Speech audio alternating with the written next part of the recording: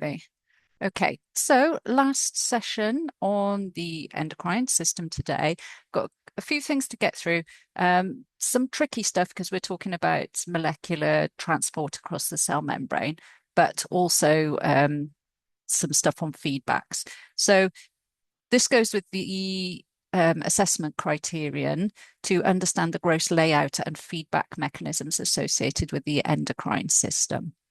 So, as we know from previous sessions, hormones are transported in the blood, and their chemical nature can be described as either hydrophilic, and that means water loving. And if they're water loving, they're polar, so that means they've got a slight charge. Or they can be lipophilic, which means fat loving. And if they're fat loving, they're water hating. So we can also call those hydrophobic, hydro for water. And they're non-polar, so they don't have a slight charge. So they either like fat or they like water, basically. So if they like fat, that's great for getting across the cell membrane, because remember, it's mostly lipids, that lipid bilayer, that double layer of phospholipids. So that's great. But if they're water loving, they can get carried easily in the blood. So it's a little bit tricky because you can't be both. You can't be carried easily in the blood and across the cell membrane easily. You can be one or the other because the membranes are fat and the blood's mostly water. So that's kind of what we're looking at today. So hormones spend time in the blood. That's how they're transported. And the time that they spend in the blood is measured as a half-life. So that's something that you might be familiar with from radiation. You might have heard of radioactive substances having a half-life. So a hormone's half-life is basically the time that is taken for half of the concentration to disappear. So the hormone cortisol, which is fat-loving, lipophilic, it has a half-life of about 60 to 90 minutes. So this is what half-life means. So imagine those dark blue circles are molecules of hormone in the blood. And after one half-life, you've lost half of them. They've gone light blue. They're not active or whatever anymore. Then after another half-life, you've lost half of what was left. Then after another half-life, you've lost half of what was left again. So half-life decreases. Well, no, the half-life stays the same, but the number, if you like, of molecules decreases really, really quickly. So you can see a really steep gradient at the top of the graph there. And then it slows down and plateaus at the bottom. So let's have a little look at this video because I just want to explain about the cell membrane. So what we have, oh, hang on. What we're going to have in 4 seconds. There we go. So we've got the cell membrane, and you've got some molecules which are moving easily across. Large molecules can't move across. They've either got to go through these carrier proteins that we talked a little bit about, or they can't get in at all if they're really big. So it all depends on whether they can move basically across this fat lipid membrane. So we have talked previously about passive transport diffusion, and we have talked about active transport in previous sessions. But basically, it's not just a simple case of you get some hormones in the blood and then they easily move across the membrane, because they don't. We have issues. Right. Let me get on to the next slide. So, as we said, hormones can be either water-loving, hydrophobic, or fat-loving, hydrophilic. They can't be both. So if something is hydrophilic, which means water-loving, hydro, water, philic, loving, water-loving, that means the molecules mix well with water. It's because they have charged or polar groups, and that allows them to form hydrogen bonds with water molecules. You'll learn all about these bonds when you do chemistry. So they're soluble in water because of these hydrogen bonds, but they're not soluble in lipids or fats, liquids, fats or oils. So essentially, fats and oils are the same thing. They're just at different temperatures. It's like water and ice is the same thing. It's just at different temperatures. One's solid, one's liquid. So fats and oils are the same thing, and the proper name for them is lipids. So examples of stuff that dissolves nicely in water: hydrophilic, salts, sugars. We know that just from cooking and putting sugar in our tea or coffee. But amino acids also dissolve well in water, which is good because you might remember from the last session, some of these hormones were based on amino acids, and also peptide hormones. So sort of protein chain hormones will dissolve in water. And a good example is insulin and oxytocin that we're going to learn about later. The problem, though, with being good at dissolving in water, as we said, is they can't pass through this lipid membrane. So they need to act on special receptors on the surface of the cell to trigger a response in the cell. Then we have the water-fearing molecules, or hydrophobic, and these molecules are fat-loving, so they don't mix well with water because they mix with fat. So they're non-polar, they don't have charged groups. That makes sense when you do the chemistry. It just means whether they have their electrons not evenly spread out, but I'll leave your chemistry teacher to explain that to you. So these are insoluble in water, but they are soluble in lipids, so fats and oils. So examples of anything that is an oil, a fat, or a wax, but also steroid hormones, for example, testosterone and estrogen. Also, the lipid tails of the cell membranes are fatty acid chains. So hydrophobic molecules can pass easily through the cell membrane, but they can't be transported easily in the blood. So a couple of terms there: hydrophilic, which is water-loving; hydrophobic, which is water-fearing. So the hydrophilic are polar or charged. That means their electrons aren't evenly distributed around the molecules. You'll learn about that in chemistry. They can dissolve in water as a result, but they can't cross the membrane easily. So glucose, salts, and peptide hormones are an example. They need a receptor, though, on the cell surface, some of these, because of their inability to cross this membrane.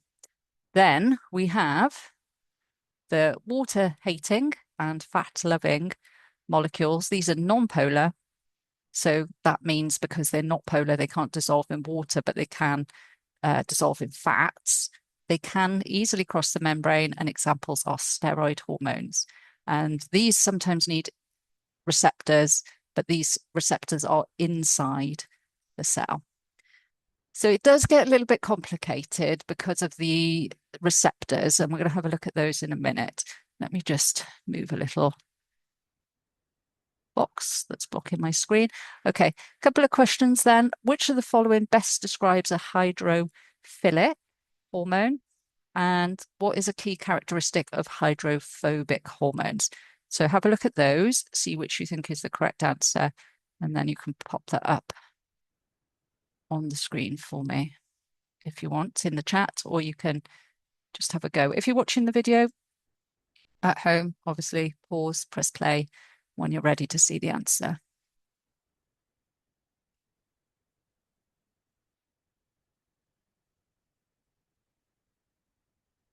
Just get that chat up. Okie doke. Let's have a look. Well done. A couple of answers there. Okay, let me just move to the next slide. So well done. 100% in the chat. Good work, guys. B and C. So hydrophilic, water loving. That means they're soluble in water. Hydrophobic, they're non-polar, they're fat loving, but that's good because they can pass through the cell membrane. So that's one problem they don't have to worry about. So we've got, what type of receptor do hydrophilic, so water-loving hormones primarily act on? To think a little bit for that one. And what does the half-life of a hormone indicate? Have a think about that. And then you can pop your answer up for me.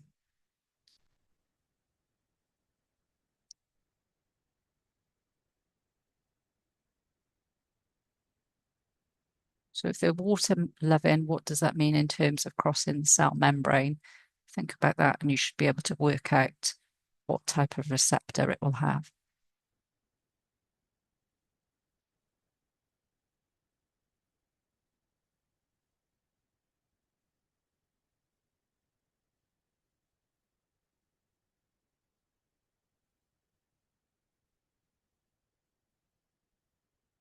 Okay, I'll just pop those answers up. So, water-loving hormones, so they're fat-hating essentially, can't cross the fatty lipid cell membrane. So the receptors have to be on the surface of that cell.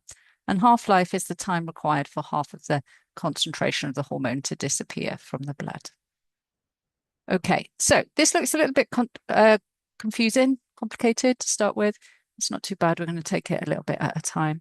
So we're going to have a look at peptide hormones, and protein hormones. So a peptide, you might remember, is a chain of amino acids. And these chains of amino acids build together, twist and turn to make up proteins. We'll learn about those structures a bit more detail in the next one of the next units. So a peptide hormone essentially made out of the same stuff as proteins. They are hydrophilic, so they are water loving, and they are transported in solution and in the plasma because they can dissolve in water because they're water loving, and they don't need any sort of carrier molecule or anything. They can just dissolve. You can see that there. That's the capillary at the top of the diagram. So the tiny, small blood vessels that get near to the tissues. And you can see the red blood cells in the capillary there. And that triangle is showing you a water-soluble hormone just being transported around in the blood. These type of hormones, their half-life tends to be quite short. So adrenaline is an example of these water-soluble hormones. And its half-life is approximately 1 minute. So it's really quite a quick response for a hormone. Now, the water-loving or hydrophilic nature means that they can't pass through the cell membrane. So this is our cell down here in yellow. And instead, they have to act on receptors on the membrane of the cell. So this is what we call a target cell, one of the cells that will respond to this particular hormone. Remember that hormones transported in the blood, they can get to any cell, but they'll only cause an effect in a target cell that has the right receptors. So this cell has got the right sort of receptor. And didn't mean to go all the way there. You can see traveling around in the blood, water soluble. You remember from previous units that most of the stuff that's in the blood can leak out of these capillaries because of the pressure difference. So the pressure is quite high in the capillary compared to the extracellular fluid. So all of this blood, apart from the red blood cells, can seep into the tissues. The hormones will seep in and it will get recognized by a receptor on this cell because it can't cross the membrane because the membrane's made out of fat. And once it attaches to the receptor, it actually triggers a biochemical cascade within the cell. But we'll talk a little bit about that in a minute.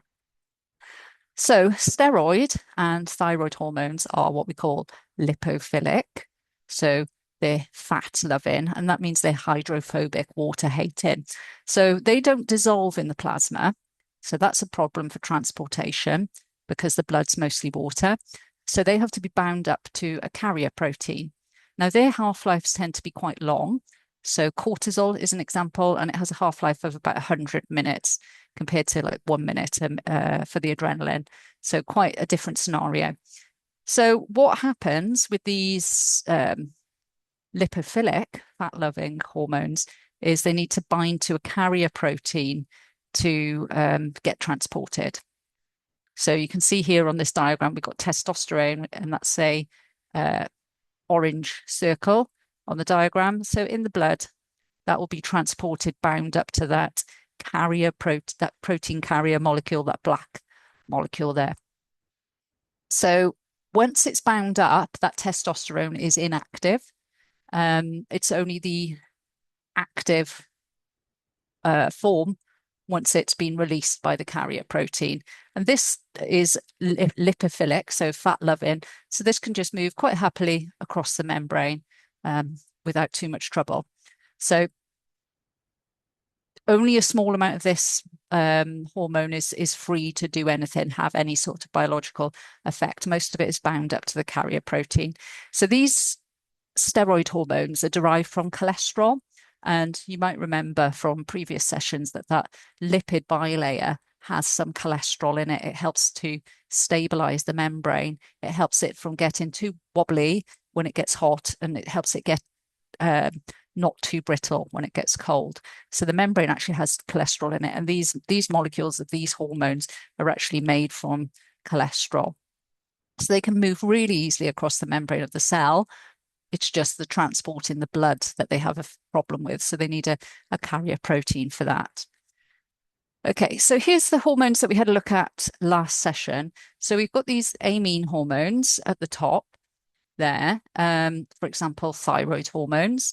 These contain something called a benzene ring, which are attached to iodine atoms. So you might remember I told you about giving people with problem thyroids radioactive iodine so you can trace it medically. So these are lipophilic. These can enter the cell.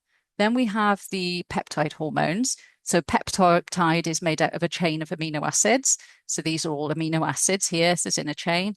Oxytocin, we're going to have a look at that later.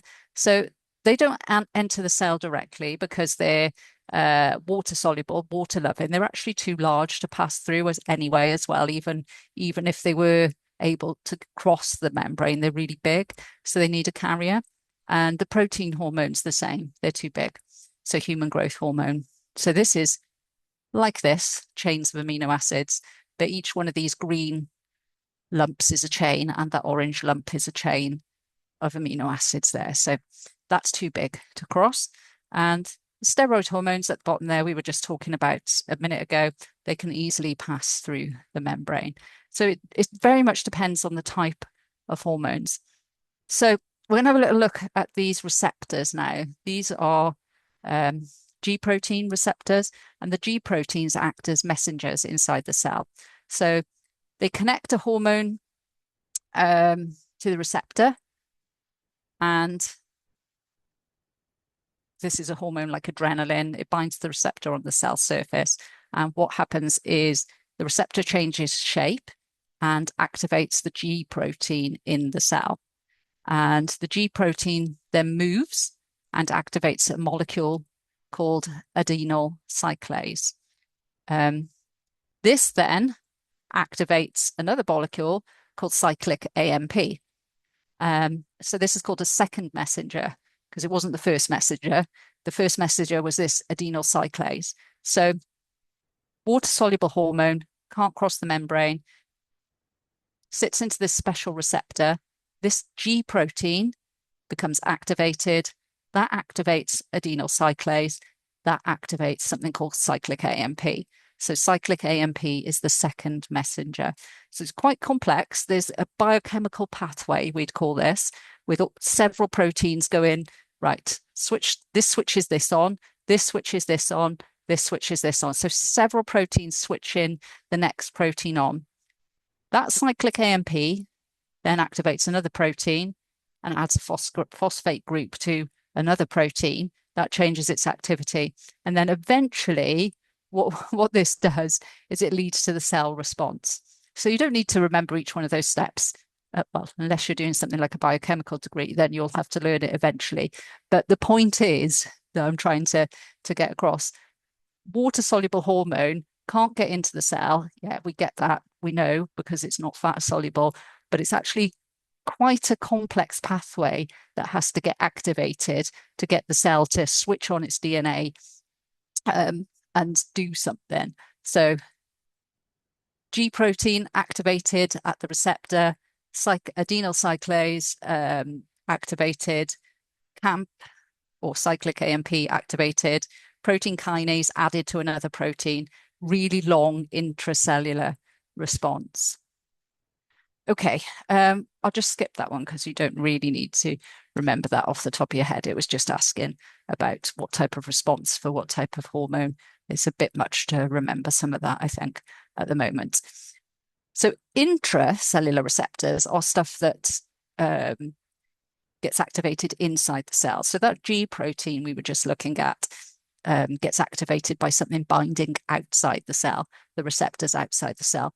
But intracellular receptors are receptors on target cells that can respond to lipid-soluble hormones. They're lipid-soluble, they can diffuse through the cell's membrane, and then once inside, they bind to receptors that are either in the cytoplasm or the nucleus. So basically just somewhere inside the cell. In the inactive site, many of these cytoplasmic receptors, so ones that are found in cytoplasm, are bound up to something called heat shock proteins. And what they do is they keep the receptor inactive, but still properly folded, and it prevents it from binding up to the DNA too early. And then when the hormone binds, it will trigger a shape change, and the heat shock protein, just a random protein that's holding on, will be released, and now the DNA can be bound. And once something is bound to the DNA, it triggers a response in the cell. The cell starts doing stuff. It's acting like a switch to switch the genes on, essentially. So a hormone receptor complex is formed then, and the genes can be switched on or off. And then once the genes are switched on and off, what they do is they make certain proteins, whatever's being required by that hormone message, because that hormone message would have been a message to do something. So turn on the DNA, encode in some sort of protein, which needs to be made. So essentially, what's happening? We've got hormones. These are steroid hormones, so they move easily across the membrane. Remember, that's why there's an intracellular receptor. They can't move on their own. This is the hormone, the little triangle. Can't move around the blood on their own because they're lipid soluble. They need these carrier proteins. So when they get to the cell, they can release the hormone. It's lipid soluble, moves across the membrane, and then there's a receptor inside the cell. This one's in the cytoplasm. It's being held in the right shape by this heat shock protein, mostly when it's inactive. But when this hormone comes along, it will cause that heat shock protein to be released. It can now bind to this receptor, which can cause an effect in the DNA. It causes the DNA to start making proteins, switches on a gene. So this might be the response. The switching on a gene might be something that increases metabolism. It could be something that promotes growth. It could be something that adjusts an enzyme, like do we need more of this enzyme to do a certain job in the cell, basically. So have a look at this. How are steroid and thyroid hormones transported in the blood? Why is only a small fraction of steroid and thyroid hormones biologically active at any time? And what allows steroid hormones to easily pass through the cell membrane? I think you can probably do a couple of those. So have a look at those and see what you think the correct answer is. If you just pop the answer up in the chat, I can have a look, but just at least have a think what you think the answer is.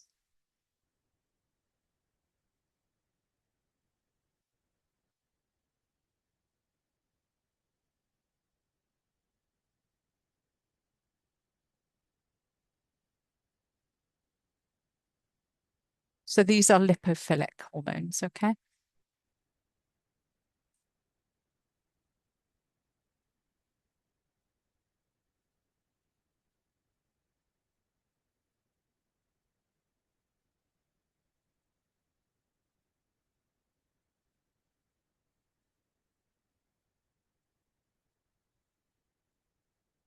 Okay, good work. Let's have a look how we've got on.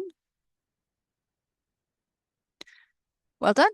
So these are fat-loving, so they're not great in the plasma, which is basically water. So they have to be bound up to proteins. So most are bound to carrier proteins, and they can't enter the cell when they're bound up. So there's only a small amount active at a time.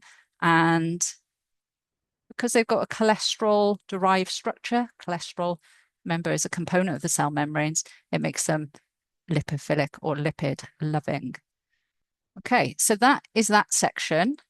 we now need to have summarizing how hormones reach their targets and switch the genes on. So great work if you've understood that, because it's a bit tricky, but it looks like you have because you've got all the answers right there. So well done. And then we're going to have a look at some feedback mechanisms now. So let me just escape out of this, stop sharing and share the next one. There we go. Right, I'm hoping you can see the next set of slides. Let me know if there's a problem. I'm going to assume it's okay. Okay, so this is the last bit, last chunk of homeostasis. And what we're going to be looking at now is the difference between positive and negative feedback mechanisms. We're going to have a look at two specific pathways. So oxytocin in labor and control of calcium ions, and specifically linked to osteoporosis. So when we first started talking about homeostasis, well, let me get into slideshow mode actually and make it a little bit better. Right, there we go. So when we first started talking about homeostasis, we talked about it in terms of regulation. So if this is the normal level of something, I don't know, blood glucose or water pressure or temperature in our body, we tend to go a little bit too high, a little bit too low, a little bit too high, a little bit too low, but we stay within a range. And that's basically what homeostasis is. It's maintaining the internal environment within our bodies. So the nervous system has a role in maintaining it, and the hormonal system, the endocrine system, has a role as well. So this is negative feedback. The fact that if it gets too high, something gets too high, we can bring it back down. And if something gets too low, we can bring it back up. So negative feedback is essentially a regulatory mechanism in which the output of a process inhibits or reduces the activity that produced it. And this helps to maintain stability or homeostasis in the body. But in other words, if something gets too high or too low, the body takes action to bring it back to normal. What this does is it maintains an stable internal environment, which is really important because enzymes, which are molecules which do most of the work in our cells, they need a stable internal environment. They need a stable pH. They need a stable temperature to work. We literally die if they stop working. So maintaining homeostasis maintains a stable internal environment. It also prevents over and underproduction of things like hormones, for example, which would waste valuable cellular resources. And it means that our body doesn't overreact to stuff, which might sound kind of like, well, yeah, obviously it doesn't, but it does actually overreact quite often. Our immune system overreacts a lot, and it makes us really sick. A lot of the time when we're battling an infection, what we're getting sick from is the massive overreaction of our immune system.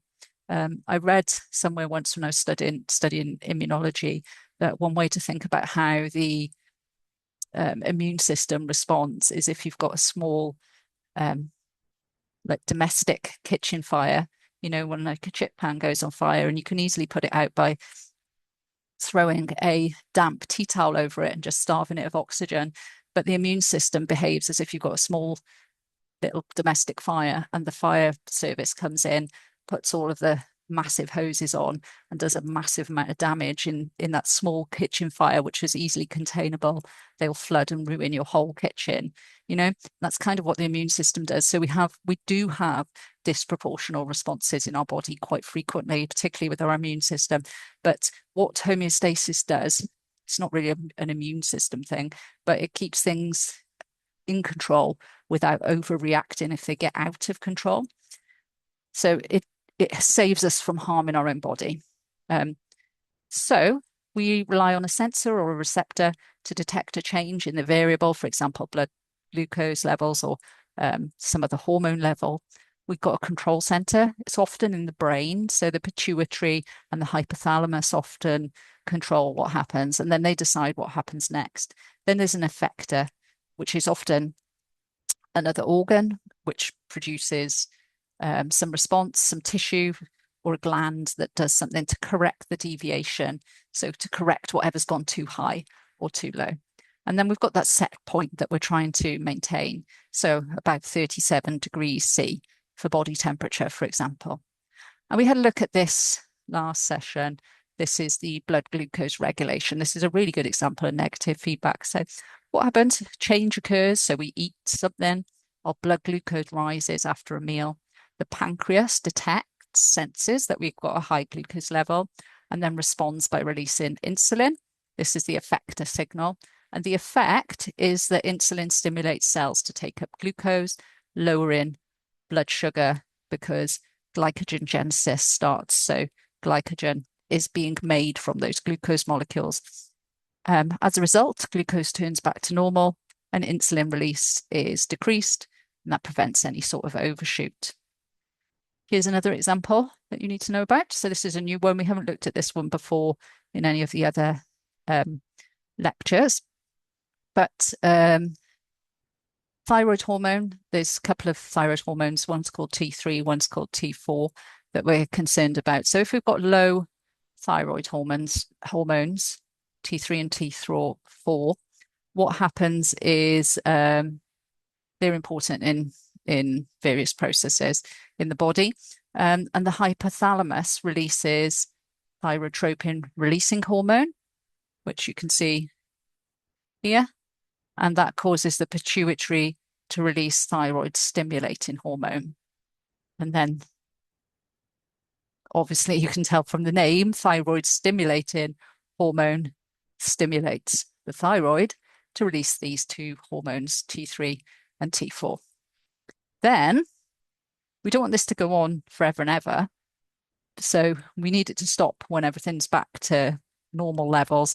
Slightly high T3 and T4 levels will then inhibit the thyrotropin releasing hormone and the thyroid stimulating hormone, preventing this to go on forever and ever. So once we've got enough of these T3 and T4 hormones, that will block these two. And then once we've used those up, we haven't got enough anymore. If levels dip too low, then that will stimulate these to produce more. Then these are stimulated to produce more. So it's a cycle. It's a negative feedback. Okay, so a couple of questions then. When blood levels of T3 and T4 rise above normal, they inhibit the release of thyroid stimulating hormone from the pituitary. This is an example of what? And if blood glucose levels rise after a meal, which hormone is secreted to restore homeostasis through negative feedback? I think you can manage those ones okay.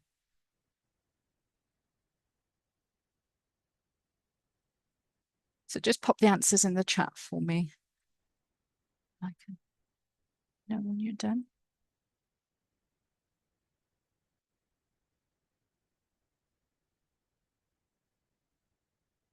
Okie doke. C and B, perfect, really good. So it's a negative feedback mechanism. If we get too much T3 and T4, if it gets too high, we secrete something that inhibits the thyroid stimulating hormone. So too much T3 and T4 ends up in the inhibition of T3 and T4 production.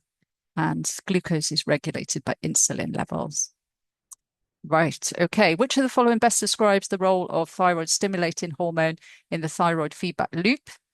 And when blood glucose levels fall, the pancreas releases something called glucagon, which raises glucose levels by promoting glycogen breakdown. When glucose returns to normal, glucagon secretion decreases. This demonstrates what?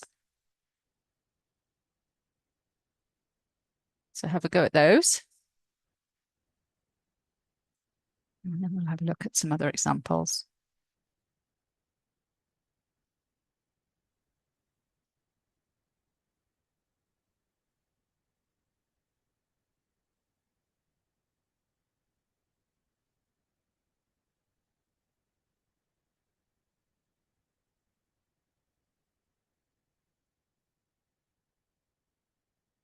Good, well done. On a roll in the chat today. Great work, guys. So what's the role of thyroid stimulating hormone? It stimulates the release of the thyroid, from the thyroid of T3 and T4, and blood glucose levels is an example of negative feedback. Okay, so we need to have a look at this specific example or these specific examples, oxytocin in labor and calcium control as well. So nothing that we've looked at before really, but let's have a look at hormone regulation in terms of the control of calcium ions. So an ion is just an atom that is charged. So this has got a 2+ charge. You'll learn about this in chemistry. I went over it briefly with you, but it's for your chemistry teacher to explain in detail really. So it's a charged atom. So it's calcium atom, which is charged. So it's a calcium ion. We're going to have a look at a parathyroid hormone. It's secreted by the parathyroid glands in response to low blood calcium. So what happens when we have low blood calcium? So we're down here, look on this circle. So decreased calcium levels, parathyroid glands release parathyroid hormone. This increases osteoclast activity. So these are cells from the bone, and that causes increased reabsorption of calcium and release of calcium into the blood. There's increased reabsorption of calcium in the kidney. So we're not secreting, excreting even these ions in our urine. And we've got increased activation of vitamin D in the kidneys. That leads to an increase intestinal absorption of calcium. So if we've got low calcium levels, the parathyroid gland release this hormone called parathyroid hormone. The osteoclasts release some calcium into the blood. Calcium is reabsorbed from the kidneys, and so it doesn't go into the urine. And calcium absorption in the small intestine increases. And then hopefully that's enough to get our calcium levels back to normal. Notice that you need vitamin D there. There's quite a close link between vitamin D and calcium. So there's another hormone called calcitonin. This is secreted by thyroid cells when calcium is too high. So you get decrease in osteoclast activity. This inhibits reabsorption. We get a slight rise in renal calcium excretion, and vitamin D also we're going to have a look at now. Let's just go back a little bit before we go into that. So thyroid gland releases calcitonin, osteoclast activity is down, calcium reabsorption in the kidneys decreases, so that means more calcium gets released, excreted in the urine, and then the calcium levels in the blood should return to normal. So vitamin D is produced in the kidneys under the influence of parathyroid hormone, and that helps to increase absorption of calcium and phosphate, and that supports bone mineralization. We need to get vitamin D from the sun as well. We're not effective enough with vitamin D. We need to get some sunlight as well to help us with our vitamin D levels. So bone, as you're probably well aware, is the major reservoir of calcium in our body, and it's being constantly remodeled by these osteoblasts and osteoclasts. So the osteoblasts build and the osteoclasts reabsorb calcium. The kidneys are involved in whether or not we excrete calcium. So if they reabsorb more calcium, we're excreting less. And the intestine has a role because this absorbs dietary calcium. And this is the bit that's aided by vitamin D. So the link to osteoporosis of all of this is, you've probably heard of it. It's a condition that happens in women, in particular as they get older, but it leads to reduced bone mass. so reduced density of the bones. And it says they're micro-architectural, it's not easy for me to say, deterioration leading to fragile bones. Now, what this means is when you exercise, for example, your bone density increases. You lay down more dense bones where they're being used. So if you're weightlifting, you lay down bones to help you with the lifts. If you're running, you lay down bone density to help you with the impact. So depending on the type of exercise you're doing, the more bone density you have. And as you get older, particularly in women, you have a reduction in this bone density. So these are the fibers that make up the matrix of the bone. They're what helps you lay down density. And if you have low calcium intake or vitamin D deficiency, or you're just not getting enough vitamin D because you live somewhere cold, wet, and dark like the UK, you get excessive bone reabsorption, and this leads to bone loss and estrogen deficiency. So as you go through perimenopause and menopause, your estrogen hormone levels fall. So your calcium loss from bones increases. You have less calcium reabsorption, and there's less calcium available for bone mineralization. So to solidify in the bone. So you get a disruption of calcium homeostasis. And it leads to osteoporosis, so weak bones. So women, if they fall as they get older, tend to have bone fractures, like things that quite serious, like hip fractures and stuff that can be really quite life limiting. Okay, so those are all negative feedback mechanisms. Now we're going to have a look at positive feedback mechanisms. And what happens in a positive feedback is you have some sort of sensor or receptor that detects a change in a variable. That triggers some sort of response by the body, and the effector amplifies the response. So instead of it bringing it back down to normal, it amplifies the response. Good example of this is blood platelets. You can see on the screen. We're going to have a look at that in a minute. We get an amplification loop. The strength of the signal increases from the original signal. Now, a really good way of describing this is something called the albedo effect. It's nothing, well, I was going to say it's nothing to do with biology, apart from it will be a systemic catastrophic collapse. The albedo effect is to do with climate change. And essentially, this is probably the best and easiest way to explain positive feedback. So the Earth is heating because of radiation, which is coming from the sun. And that heat should be reflected back from the Earth, radiated back. However, we have a cloud in our lower atmosphere of greenhouse gases, which stop that radiation of that heat back out to space. Now, as a result, the Earth is warming. And because of this warming, the polar ice is melting. And because the polar ice is melting, less of that radiation is being reflected back to space, because that ice was acting like a huge mirror, which was reflecting so much of this radiation back to space. And because less of that radiation is getting reflected back to space, the Earth is heating more. And then as a result of the Earth heating more ice is melting. And as a result of there being less ice, there's less surface to reflect that heat back to space. So the Earth is heating more, which in turn is reducing the ice. So you can see that this is a really bad positive feedback loop that we are stuck in. And there's lots of talks about tipping points, but we have well reached and surpassed tipping points for this. So we are stuck in a runaway positive feedback situation now in terms of climate change. Anyway, let's have a look at within a biological system. So here is blood clotting.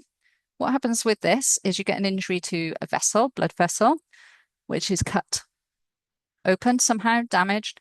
What happens is the tissue under the epithelial lining is exposed, and this triggers the platelets to stick together and to the exposed collagen at the injury site. And once those platelets become activated, they release signals, chemical signals, and these attract more platelets to the site, and this attracts more platelets in a positive feedback loop. This is called platelet aggregation. So they stick together and more platelets arrive, releasing more signal molecules, and this amplifies the amount of platelets that come to this area, which is good because we want this vessel to be plugged to stop us bleeding out. So the more platelets that arrive, the more that are triggered to arrive. This also triggers a series of something called clotting factors.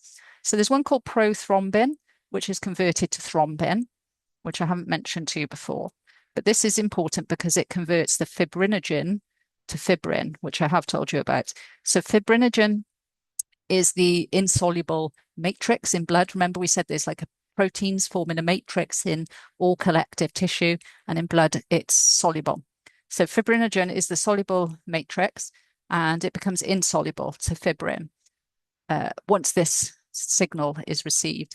And once fibrinogen becomes insoluble fibrin, we have a stable mesh, and that helps to reinforce that clot from those platelets, strengthening the clot, seals the vessel, stopping blood loss. We don't bleed out and die, hopefully. So each step amplifies the process. So platelets trigger more platelets, which then triggers thrombin to be produced, which triggers fibrin to come out of solution. And then eventually we've got a clot which fully forms and seals the vessel, and hopefully no one dies. So those are both positive feedbacks: climate change and blood clotting. So I've just told you the answer to that first question there. Those are positive feedbacks. So I don't need to do that. Let's have a look. You can have a go at this one though. The positive feedback loop in clotting continues until when? See which you think is the most appropriate answer there.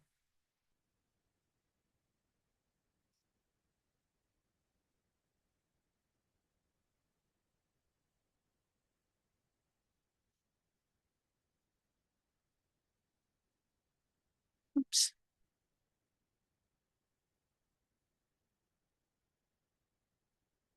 Let me just check that. It is A. Well done. So it keeps going until the vessel is repaired and clotting factors will then be inactivated. So differences then, positive feedback. What negative feedback is doing is restoring balance, maintaining homeostasis, for example, blood glucose regulation, temperature. Positive feedback, what that is doing is amplifying a change. It's moving a system forward. So it's trying to drive a process to completion, blood clotting, for example, and also childbirth, which we're going to have a look at now. I'll just skip that, but you can watch it on the video if you want, and I'll come back to it if I've got enough time, just in case I don't get to the end. I probably will have time. Yeah, I think I will. So what's happening in labour? Let me just get this on slideshow because it's not on slideshow. So as we were talking about last session? Yeah, we were talking about hormones last session with sex hormones, weren't we? So in pregnancy, this is how towards the end of the pregnancy, what you can see here is the baby's head hopefully pushing against the cervix. That's where you need it to be. You need it to come out head first, or otherwise you're in for serious complications, which ends in cesarean section. So serious complications if it's not this way round. So the baby's head hopefully is pushing against the cervix. Remember, that's the circular ring of muscle that separates the uterus from the vagina. So the baby is inside the uterus now, about to be delivered. Head is pushing on the cervix. This is the tight circular muscle there holding it. And then this is the vaginal opening there, bladder here, urethra here, a spine at the back there. And this is the digestive system, the rectum and large intestine there. So the baby's head is pushing on the cervix, that circular ring of muscle that's got to stretch out to that big. Normally it is extremely tightly shut. So what happens when there's pressure on the inside there is there are stretch receptors that send nerve impulses to the brain, the hypothalamus. That releases then a hormone called oxytocin. And the hypothalamus signals the pituitary gland, the posterior pituitary, to release this hormone, oxytocin, into the bloodstream. What oxytocin does is it binds the receptors to the uterine muscles, which then increase the frequency and strength of the contractions. So when you go into labor initially, you'll have like a few small contractions, and then eventually they get closer and closer together. If you're giving birth, the midwife will come in and see how far apart the contractions are, and then eventually you will have huge contractions enough to push the baby out. So this is a positive feedback loop. The stronger the contractions become, the more they push the baby against the cervix, and the more they push the baby's head into the cervix, the more oxytocin is released. So that will push the baby further into the cervix, releasing more oxytocin, and then that loop continues, amplifying the contraction until the baby is finally delivered. And once the baby is born, the stretching stimulus ends, oxytocin levels drop, and the feedback loop stops. But when you breastfeed, you do then get oxytocin release, which causes the uterus to contract again. And as it contracts, it helps it go back into place and shrink back down to its original size. Okay, have a quick look at this then. The oxytocin feedback loop during labor, or in the oxytocin feedback loop, what causes more oxytocin to be released? And the positive feedback loop involving oxytocin continues until when?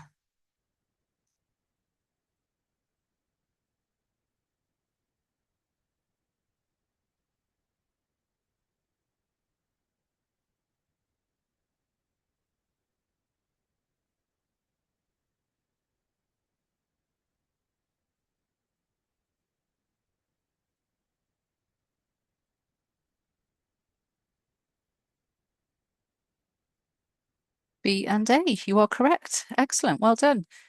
Done really, really well on this topic. Perhaps you should be a biochemist or molecular biologist. Let's have a look then at this little video that shows these uterine contractions then, since we got enough time.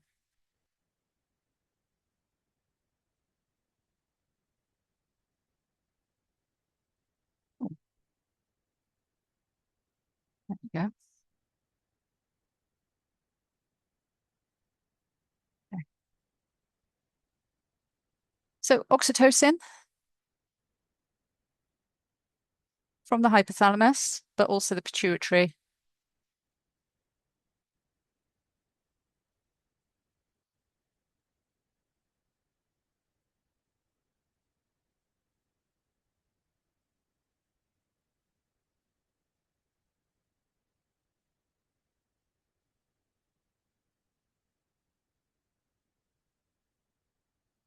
So milk letdown reflex causes the milk to be released when you're breastfeeding. It doesn't just leak out the whole time. There needs to be some suckling.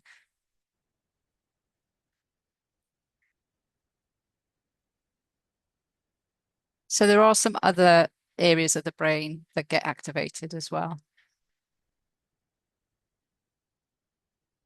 No one's that sure about what happens here with these, but it's as they call it the cuddle hormone, and it's to do with that. It's bonds, basically family bonds as well as. But that makes sense, doesn't it? Because you've just given birth, you've been through this horrifically physically damaging process. You're going to need some bonding then with the baby that's actually caused all of this trauma. So it's good that the oxytocin causes bonding, especially since it will then scream and cry for the next 6 months and make you have no sleep as well. So you're going to need some sort of encouragement as well. So there you go. Right. Any questions on those topics? Let me just get out of this. There we go.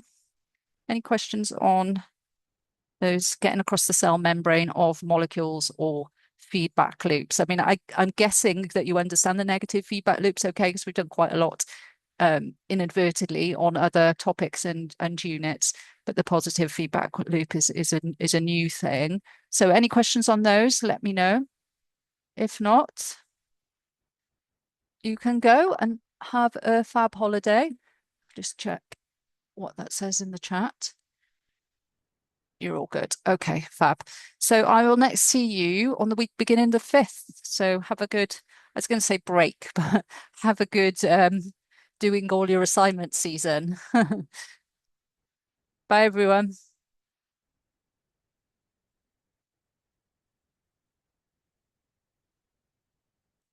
Bye. Bye bye.